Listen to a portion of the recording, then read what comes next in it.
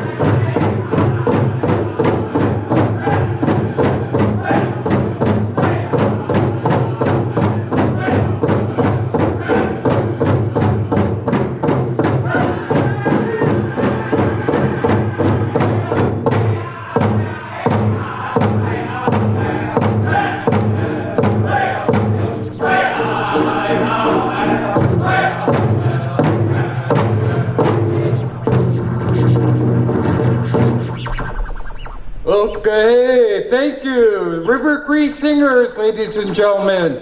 Up at the front, we have Elder Rod, Elder Harry, Grand Chief Gutre, Portfolio Chief Labucad, the Director of Operations for Education, Dale Wassis.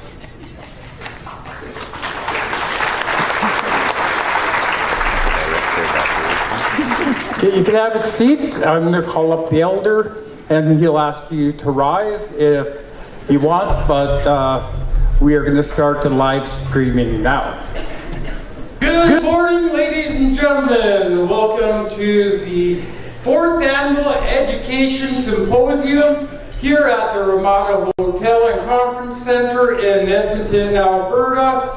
We are on Treaty 6 territory. We are glad to have all the participants from 16 of our schools across Treaty 8 First Nations of Alberta. Please, ladies and gentlemen, give yourself a hand.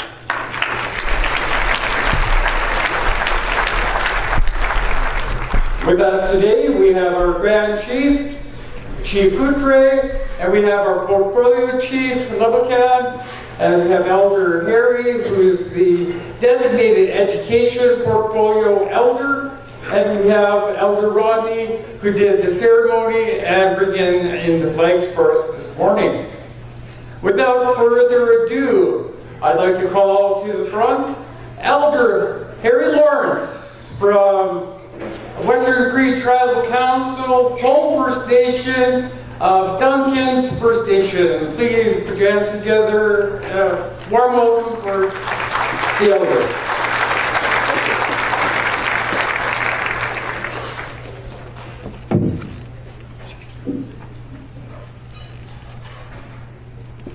Good morning. I'm Scott now, back show of the Beauty TV. Kianovakaan hioja, tai sistemassa jakolla. Sitä maksoo, se kianovakaan hioja, kiano. Ja kyllä siitä, että kyllä sistemassa kiano. Oasako sitten kannattiin viivaa, sitä.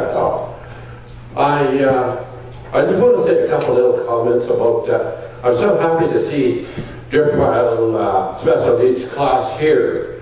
You know, we need more classes like that in our communities. They're sitting right over there and I'm very happy they're here because they have a large role to play and you know, they're a very, very important part of our communities anytime you have special needs because children sometimes are challenged. Thank you very much.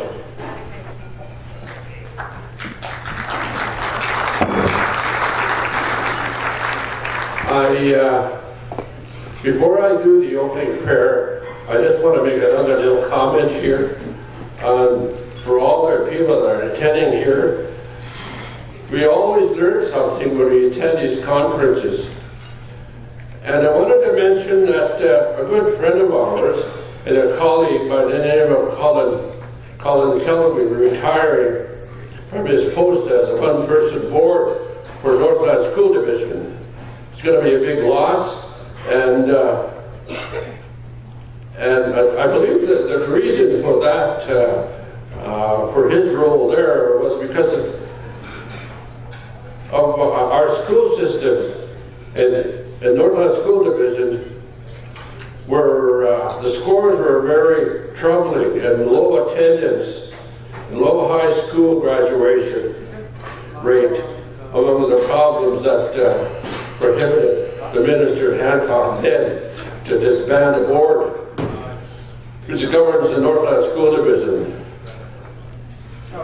Mr. Hancock always, in his parting words, were I would always note that a change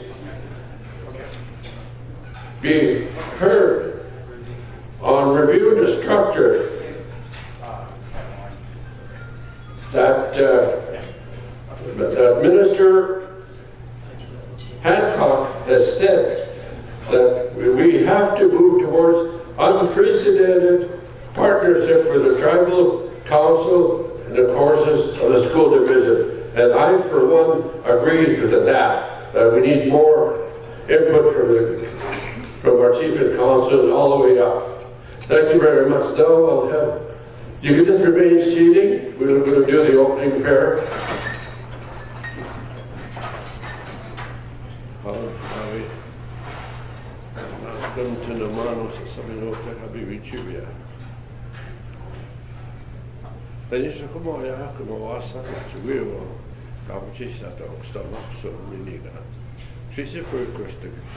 The maso wasa higo higo kia no utakaye maopia to ko usita maso ki wasa tapchita to tiniga let's have a good meeting. Amen. Thanks. Okay, ladies and gentlemen, through our culture and protocol, Chief Lawrence was giving some tobacco for his prayer, for guidance and support. Thank you. Yes.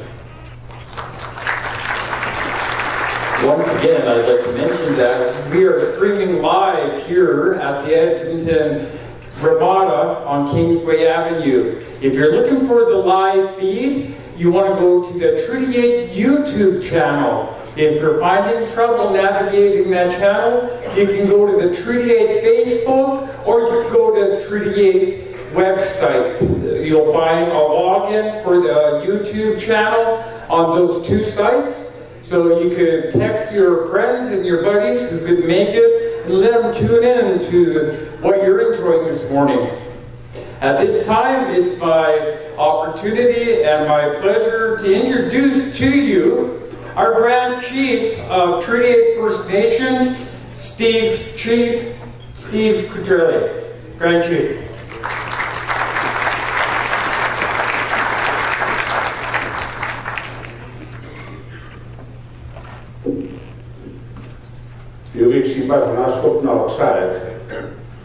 Kakio is the school that we do we tabi mo ako. Ste na school na was to be to school ya. Isto ye ka mai ta ko sama to ni to Kakio na school na isto. Na ras loksa di ismostamada. Isto ye lombo de bi Gio ako dat ci wil bet ako Isu de Biapi. Dat io come non so van big school artista mi ci da sì non sto come io rete a molto generazione. So I want to say thank you and good morning. I want to thank the elder for the opening prayer, the drum group, to bring in the Eagle staff and the flag to this gathering. I want to say thank you to our MC. It's nice to see Victor back on track again, slowly getting his strength, his health back. Such a blessing for him, a blessing for his family to know that he's recovering, and it's nice to see that my friend is doing well. I want to also thank the organizers, Treaty 8 Education Department, Education Director, Dale Wasses and his staff. Thank you for putting together this gathering, the workshop that I see here for the 4th annual education symposium. That's going to hopefully help strengthen the communities. And this is where I guess we need to focus on is how can we strengthen our communities to best deliver education to our children. I know we all have challenges in our communities. I can speak for mine, for Chippewa. And I'm sure we have similar challenges throughout our First Nation communities. And I want to first of all, thank the educators, the teachers, the principals that are in our home communities for caring, for taking the time to really want to make a difference with our children. And thank you for that. And all our educators through our walk of life, I guess the elders are part of that and the families and the roles that everybody plays into how the best education system for our children. It's important that we know that everything starts at home. It's not the responsibility of the teachers to raise our children. It's our responsibility to raise our children, to teach them. And the mothers have done a very excellent job in doing that. The fathers that stand by them and protect their families. That's who we are as men. We are protectors of our families to ensure that our children are getting the best education they can possibly get to move forward and be productive citizens in our society.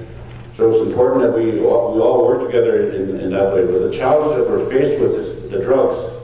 The drugs, the social media. It's so easy to follow that side of the road and not be productive. And I think this is where the challenge, working with the schools, with the families, with the parents, how can we best guide our children?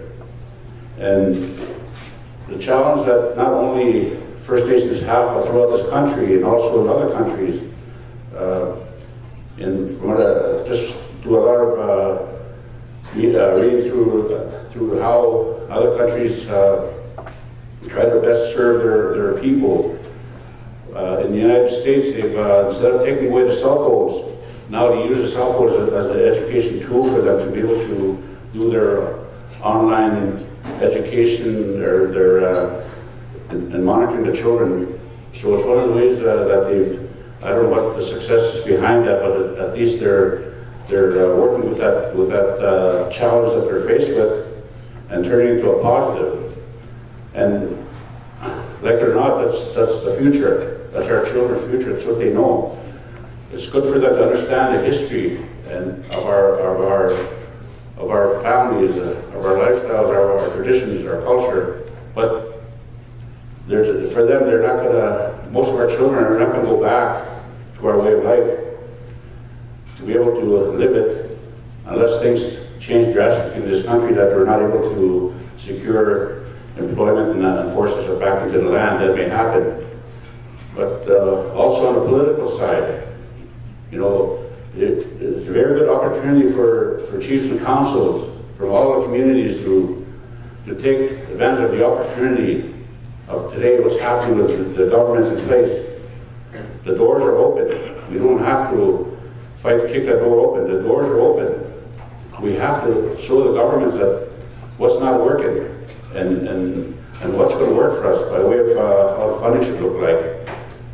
And that's something that we have a responsibility to our people, a responsibility to support our educators, to ensure that they can do the work the best of their ability to deliver the education to our communities. So it's important that we, we're mindful of that, of our roles as leaders, the roles of educators, the roles of families, parents, so that together we can make a difference for our children.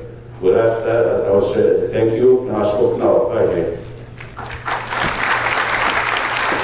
Ladies and gentlemen, the Grand Chief is voluntary position representing the 24 First Nations of Treaty 8. We'd like to thank Grand Chief Boudreau for his guidance, his leadership, and his great involvement. It keeps him away from home a lot of time, but it's for the future generations that the Chief is doing his job, and he is a very big supporter and promoter for the missing and Aboriginal women's and girls file. He's attended a lot of the rallies. He spoke with Prime Minister, the Governor General, and other chiefs across Canada. So once again, please give a nice warm welcome for Chief Boudreau. Now, while I was sitting up here, I noticed the Chief of Pierce Lake walked in. Where's the Chief? I guess he walked out. Okay, it's my pleasure to introduce to you, live from the Edmonton Symposium here at the Ramada Kingsway Motor Inn here in Edmonton, Alberta, Portfolio Chief of Education, Chief Billy Joe Lovecamp. Please put your hands together.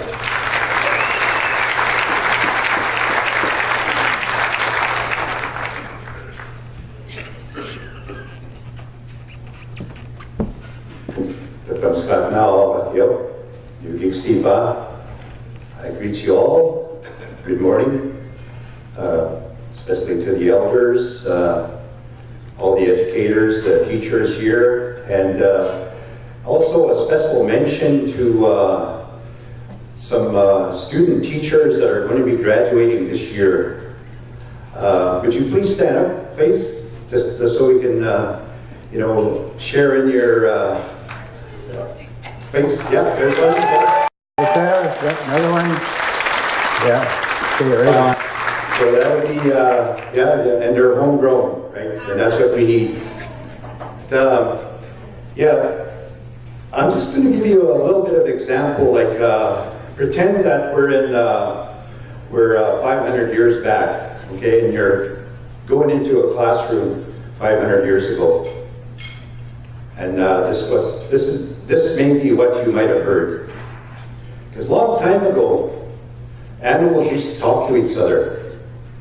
They all shared the community, they looked after each other, make sure that all the young ones were safe, the old ones are looked after, and they would put all the food together, for the coming winter. And that's what these animals did in this community, they would, then at the end of towards fall, they would build this big cache out on a tree, between these two trees, and they would put all their food there. Then they would go away, right, to where they would spend the winter. But in the meantime, there's always someone that likes to take the summer off, right? And in this case, it was Kikohalio, the Wolverine.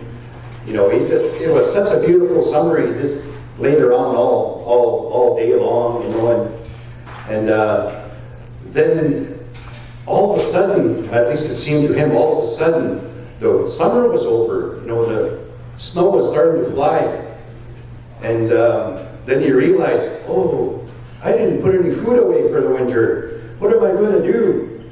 So he's wandering around, and it got dark real fast, and it was snowing a little bit, and he's wandering around through the forest until he banged himself right into a tree.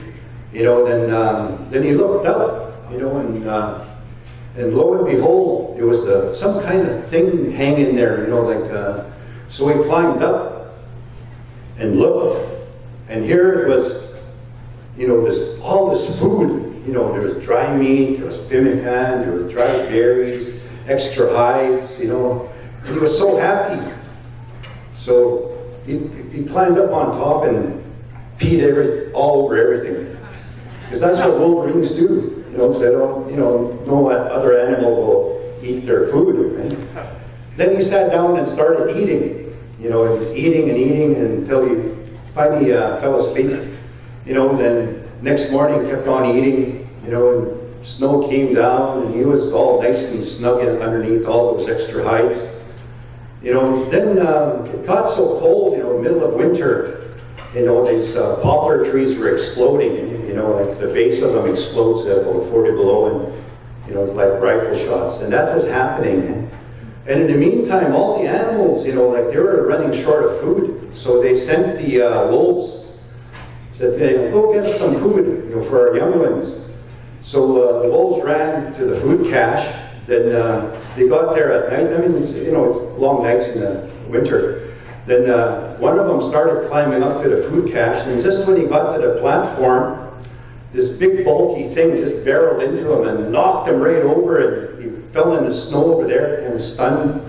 And they looked up, and here's this wolverine, standing there, and he says, "What are you doing here?" And the wolf said, "Brother, I came for some food for our young ones. They're getting hungry, and it's cold. And we had put this food up there. Toss us down. We'll share with you." He said, and the wolverine said, "What do you mean share with you? I put all this food away myself. I did this all myself. You did nothing. You're good for nothing. Now go away." And this wolf said, "What do you mean? Didn't argue. So he said, "Well, we're hungry. Toss us down at least some bones. We can crack the bones for marrow." And Wolverine, finally, begrudgingly, kicked some bones off. He said, "Here, you're good for nothing. You can have that." Then, so the wolves cracked the bones and ate the marrow, and then seemingly they went away, but the one stayed behind. And they would take turns, they were guarding this Wolverine, while he was, and he just kept on eating, right? And he was so big and fat. Then spring rolled around, right? Days got longer. Then all of a sudden the snow is gone, and that's what the Wolverine had been eating for water, eating snow. And he could see all this puddles of water, below this where he was. And he figured, well, I should go down there and get some water. So he started climbing down. Then just before he hit the ground, he felt this really sharp pain. And here's this wolf that ripped into his rump. And he scrambled back up, and he looked down and he said, "What'd you do that, brother?" And the wolf didn't say anything. "Wasn't I good to you? Didn't I kick down some bones for you?" But they didn't say anything, right? So then he was getting kind of frantic because he was just dying of thirst, and his food was running out, and then in the morning he resorted to licking the dew, off the hot, these rawhides. Then finally he ate the rawhides, and then he was shrinking, right? He was starving now. Then the only thing finally he had left was this windpipe off of a moose. Then he finally took this windpipe off of a moose, and he said, "Well, wife, I guess I'm going to have to eat you too." And he bit into it, right? It was so hard and brittle that it choked him, and he fell over dead.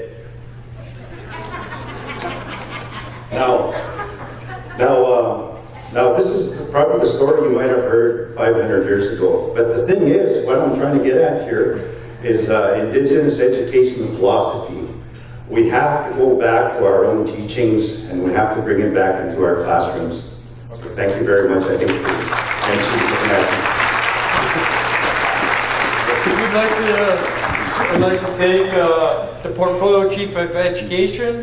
So he has 2 roles. He's a chief of his First Nation and also provides the leadership and the guidance to the Education Commission. So thank you for taking your time out of your day to join us here at the 16 schools from across Treaty 8 for this 4th Annual Symposium, Chief. Thank you. Okay, thanks.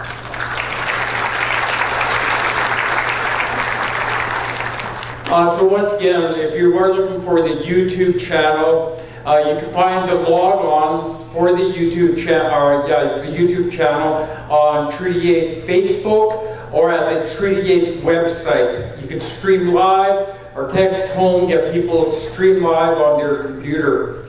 Now, without further ado, ladies and gentlemen, it is my honor to introduce to you our Chief Executive Officer, Mr. Joseph Jobin. Joe is the Executive Director at Treaty 8, and he comes to Treaty 8 from Sucker Creek First Nations, part of West Slave Lake Indian Regional Council. So, Mr. Jobin. Thank you, Victor. Good morning. Thank you to the elders and to the educators. Thank you very much for being here. One of the nice parts of my job is that I get to come to symposiums, I get to participate in lots of different activities. One of the scary parts of my job is I'm actually expected to talk and come up to the front. So thank you this morning for all sitting at the back of the classroom. Please remember this when you get back to the classroom, that it's nice to sit at the back once in a while. You don't make everybody sit at the front. One of the things in Treaty 8 in education, we also work with health. We have children, family services, we have environment, we have a livelihood team, and all these teams work together in our Treaty 8 office.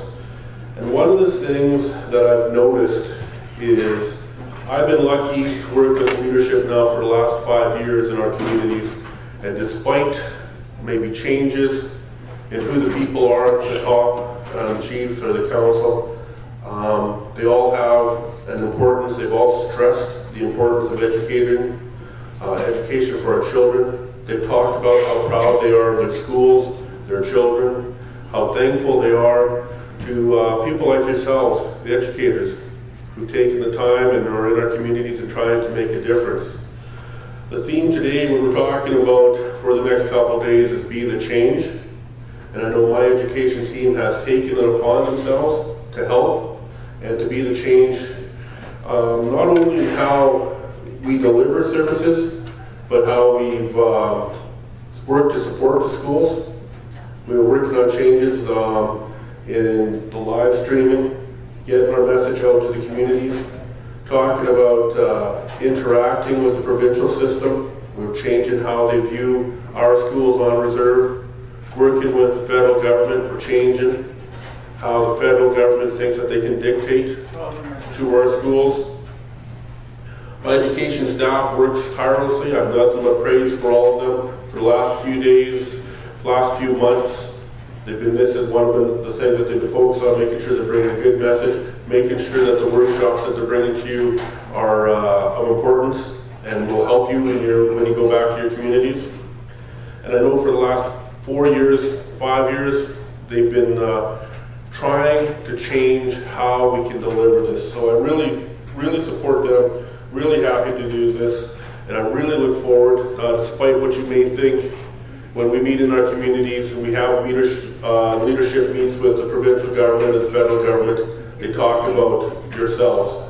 They talk about the good work that you do, and they thank you, and they want more support, more resources, and they're always working tirelessly so that you can help deliver the change in the communities. So hi, thank you very much. And we'd like to thank Joe for his continued leadership and guidance for all of the leaders and all the staff at Treaty 8. He brings the chiefs together once a month for an executive meeting that helps set the strategic planning on what we're doing out in the communities for our membership, but more so for the new generation, the generation that you're teaching. So once again, Mr. Joseph Jobin.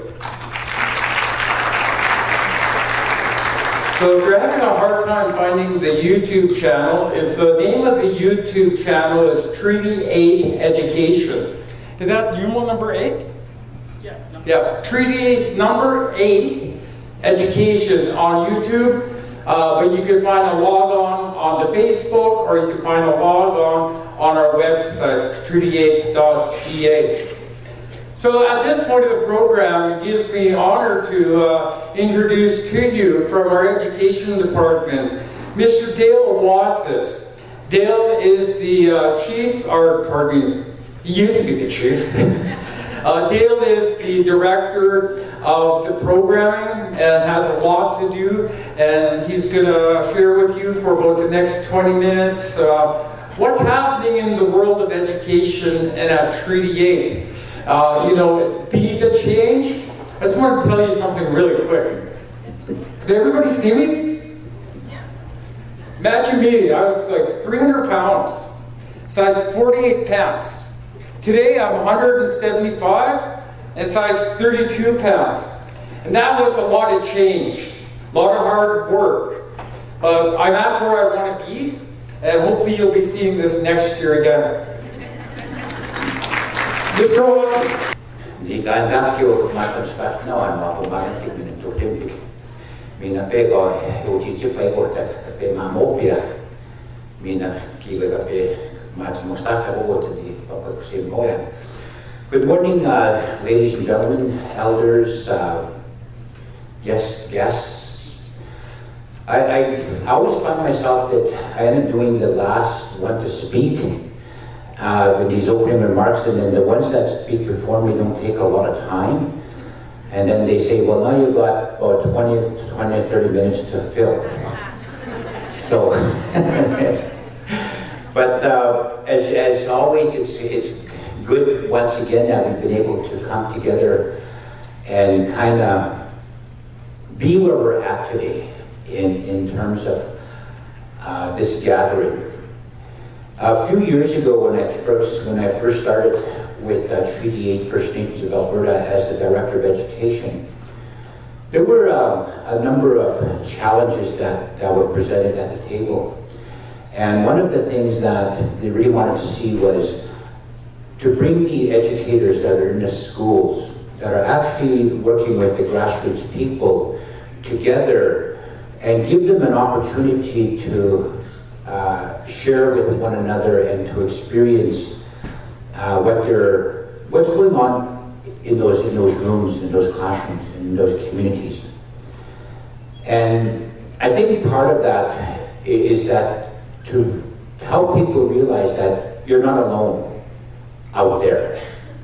And as difficult and as hard as it can get, and I appreciate what the teachers and the schools and the administrators and the communities are trying to do in respects to maintaining their schooling and their programming, realizing that there are a lot of challenges that we have as educators in trying to fulfill that job, in trying to do that. And for most people who do get into this field, it's usually something that comes from within ourselves that says, I want to make a difference, and I want to be able to see if I can help someone out there. And for myself, I'm no different, I suppose, in that, and in relations to the way I was raised. And interestingly enough, we have our family, the Wassis family, we have our own personal, what do you call it, anthropologist.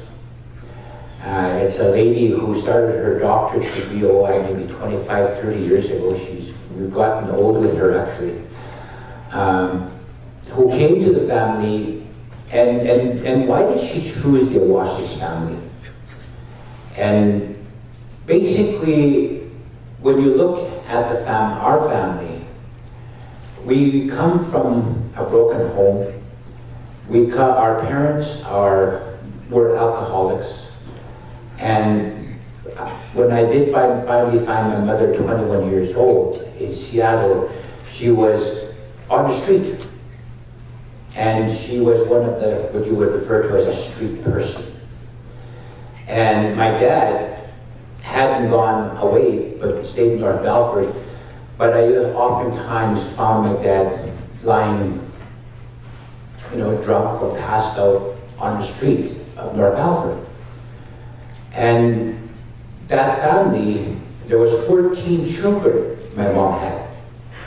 And out of those 14 children, and after the family broke up, we got dispersed.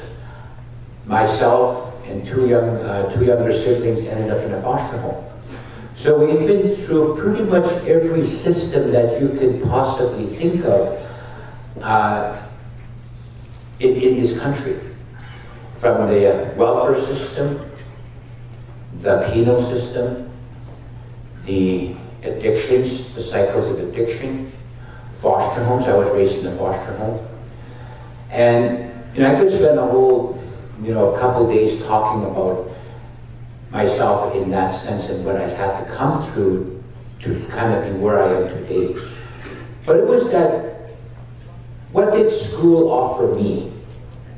And I made sure I went to school. Even when the buses didn't run, I made sure I went to school.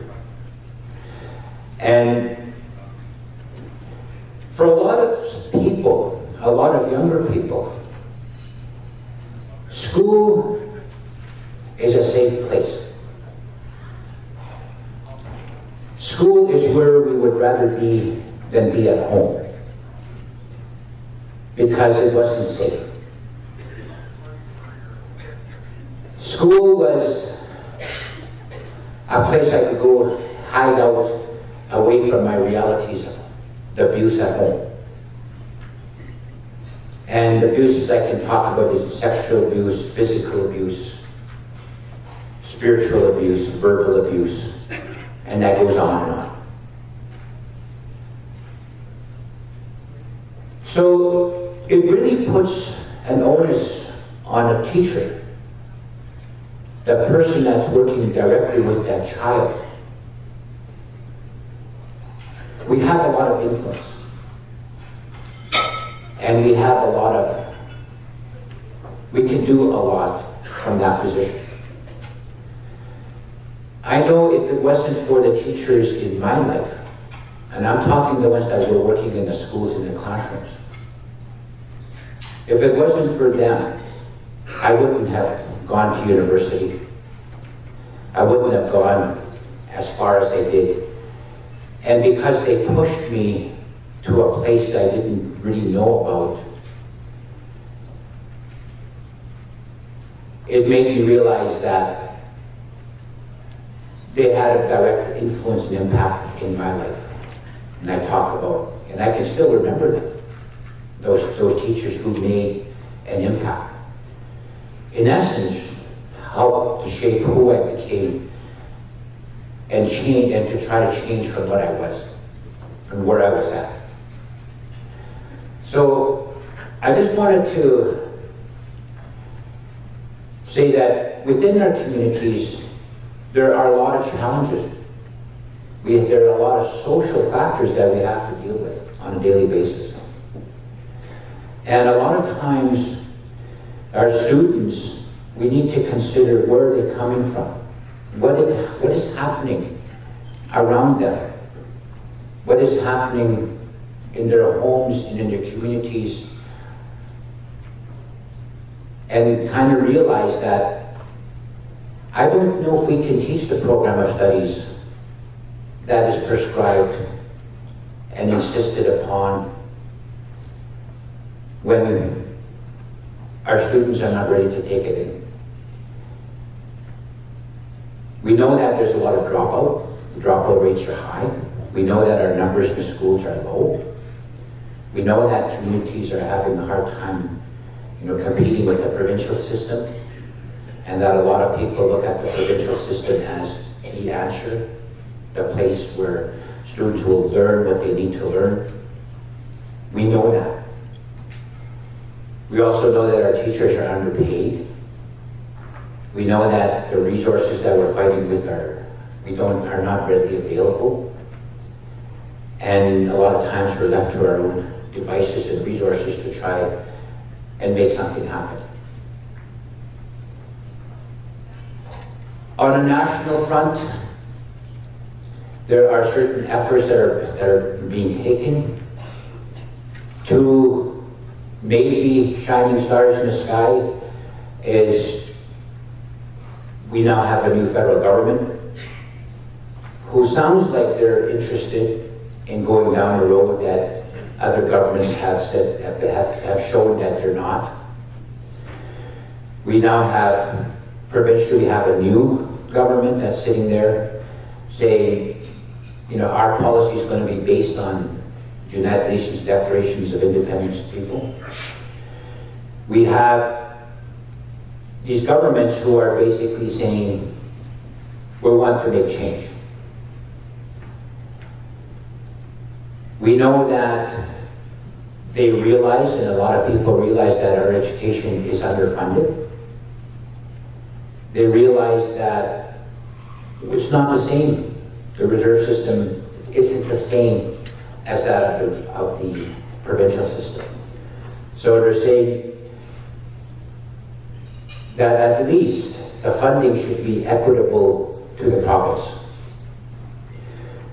Based on some of these buttons that have been pushed, statements have been made, the work that we're doing is to try to get the communities to get that equitable funding.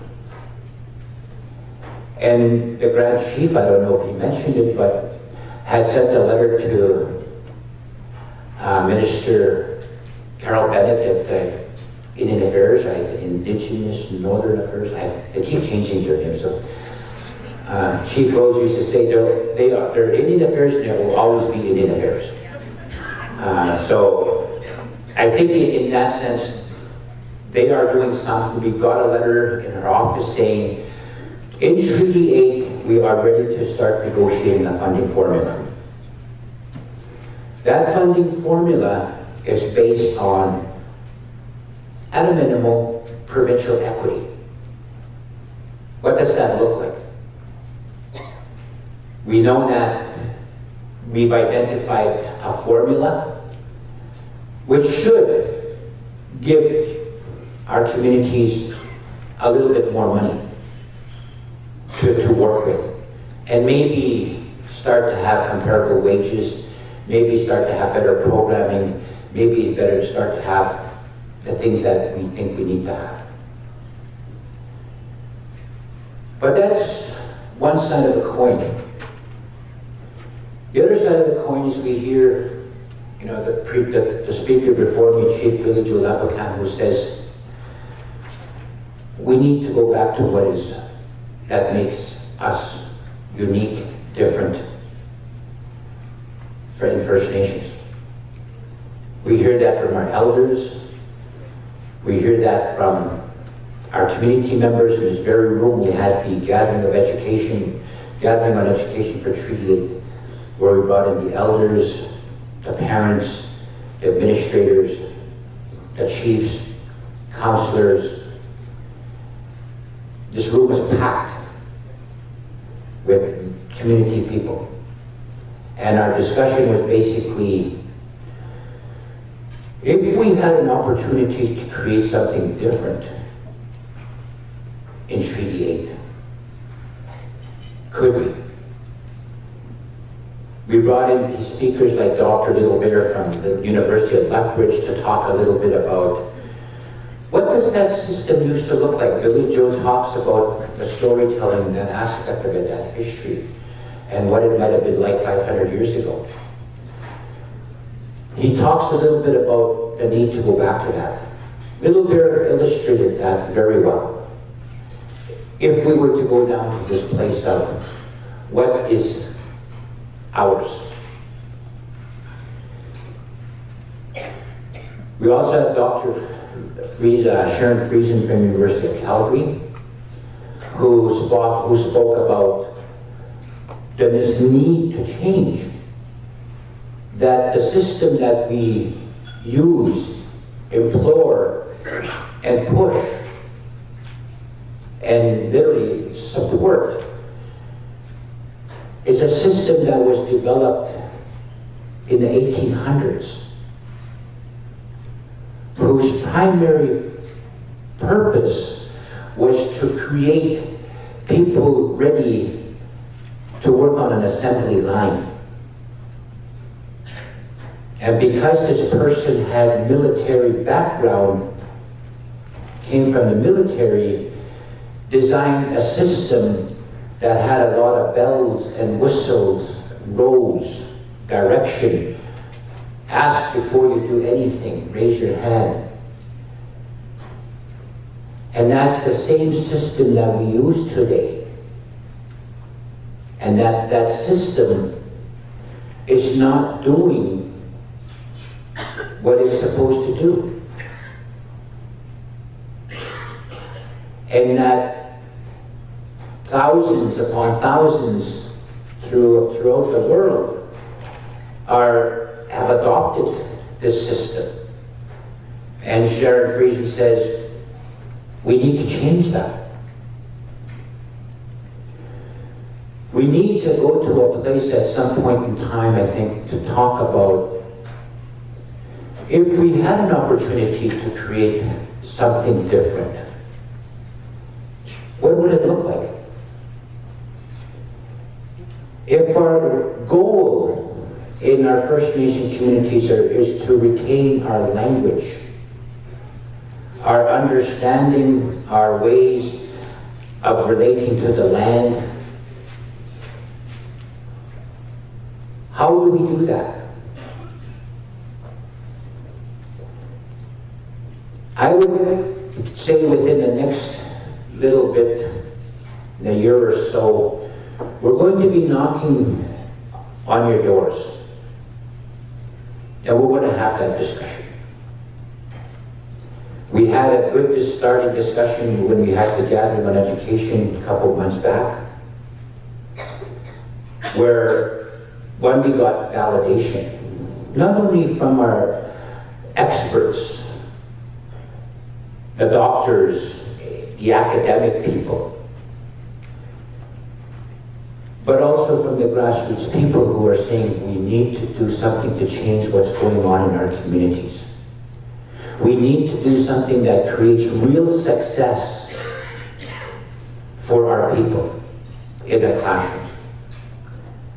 We need to do something to be able to create change.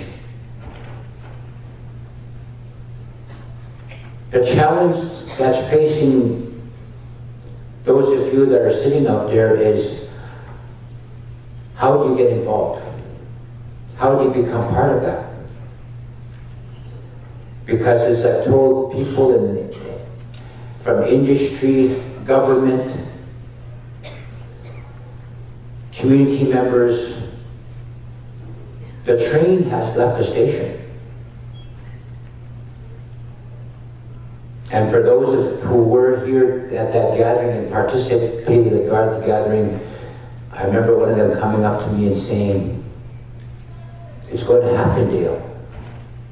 It's really going to happen. The work that we've done around standards development, we've come to realize that in our system, we are missing so many things. There's a void. Our system, if we compare it to the provincial system has legislation. It has bodies of people that support their process, their mechanisms, their system. They've got the Alberta Teachers Association, they've got the Superintendents Association, they've got parent groups, they've got school authorities that run their schools. On First Nations, we don't have that. Did you know there is nothing legally saying that a child has to go to school on reserve? And we ask ourselves, how come kids don't come to school? The provincial system has a legal requirement. We don't. There is nothing in law that says you have to take attendance beyond October 15. There's no legal requirement to do that. There is no legal requirement that you have to, as teachers,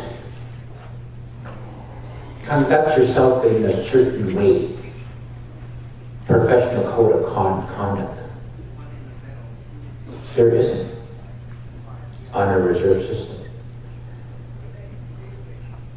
Just the fact alone that the Alberta School Act provincial legislation does not apply on reserve.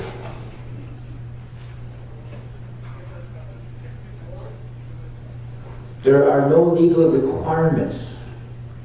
Yet, most of you will come from a place where you're expected to do that. But that expectation isn't based on legislation or a need to.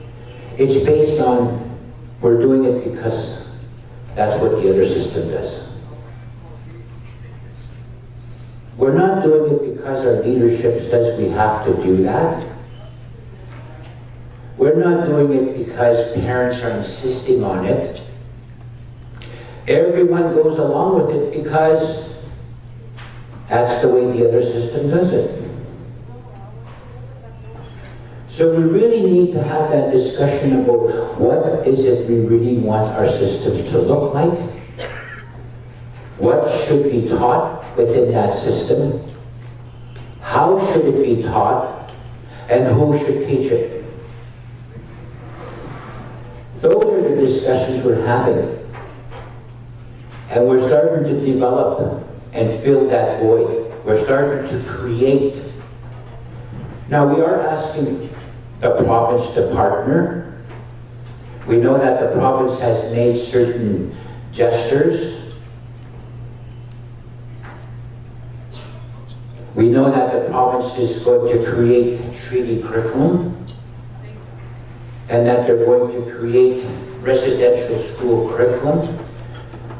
And we really hope they come knocking on our door and really get us involved. But we'll see. As it has happened, that hasn't happened yet. There are peripheral talks around it, but I haven't seen any real action yet. But we do want to create our own, and we have to, if we're going to retain our languages, if we're going to retain our way of life, and our understanding and our relationship with the land and everything around us. We really do. And we're asking for people to get on the train with us. As I said, the train has left the station. And we're asking people to come aboard. The governments, both federal and provincial, industry, and the people within the communities. But as I said, the momentum has started. We are on the road, we are on our way, and this development is happening. And so we're encouraging that, the people that work in our communities and our schools get on the train with us. And I think it's exciting. I think we have an opportunity maybe to shape what's going to happen throughout the whole world. Maybe the impact of change that we're wanting and talking about will affect way beyond Treaty 8. So with that, I encourage you to have a good conference. Enjoy yourself, connect. Don't be afraid to come and say hello and have a chat. And wishing you all the best and welcome everyone for coming here. And I don't know if I took out. Just in time.